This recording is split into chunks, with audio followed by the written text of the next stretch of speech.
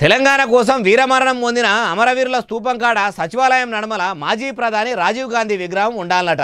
ప్రత్యేక రాష్ట్రం కోసం ప్రాణాలు అర్పించారు కాబట్టి వాళ్ళ త్యాగాలు యాదికి ఉండేటట్టు తరతరాలకు తెలిసేటట్టు అమరుల స్తూపం పెట్టిరు. మరి రాజీవ్ గాంధీ సారు తెలంగాణకి ఏం చేసిండని ఆయన విగ్రహం పెట్టాలంటూరట. ముచ్చట మొత్తం మర్చుకుందాం పరి. అయ్యా ముఖ్యమంత్రి రేవంత్ గారు ఇక చెప్పుర్రి. పక్కన అమరవీరుల స్తూపం తెలంగాణ కోసం అమరులైతే సచివాలయానికి అమరవీరుల స్తూపానికి మధ్యలో దేశం కోసం అమరుడైన రాజీవ్ గాంధీ గారి విగ్రహం ఉండాలి. ఇన్నరా సీఎం సార్ ఏమంటున్నాడో, రాష్ట్రాన్ని ఇచ్చిన సోనియా గాంధీ మేడం వల్ల మామగారి విగ్రహం లేకపోతే ఎట్లా అన్న తరీకలు అనుకొచ్చిండు.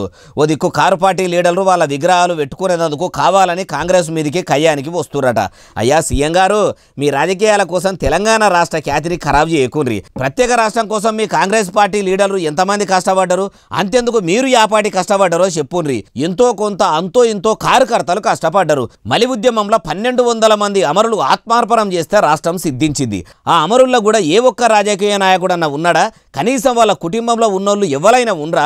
ఉన్నోళ్ళల్లా రాష్ట్రం రాత మారాలని, తెలంగాణ బతుకు బాగుపడాలని రణం చేసిన పేద బిడ్డలే. అయినా ప్రత్యేక రాష్ట్రంలో ప్రత్యేకంగా రాజీవ్ గాంధీ సార్ విగ్రహం పెట్టుడేంది సారు?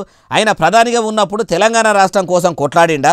ఒకవేళ నిజంగానే కొట్లాడి ఉంటే ఇంతమంది తెలంగాణ బిడ్డల పానాలు ఒకపోవు. అప్పుడే తెలంగాణ రాష్ట్రం వచ్చేది కదా. అప్పుడే ప్రత్యేక రాష్ట్రం కాలేదంటే రాష్ట్రం మీద ప్రేమ చూపెట్టనట్టే కదా. మరి ఆయన విగ్రహం ఎందుకు పెట్టుడు అని అసలైన ఉద్యమకారులు రగిలిపోతుర్రు. ఈ ముచ్చటంతా మీకు తెలియంది కాదు, యాడ్ చేస్తున్నాం అంతే అంటుర్రు ఈ ముచ్చటిన్నోళ్ళు.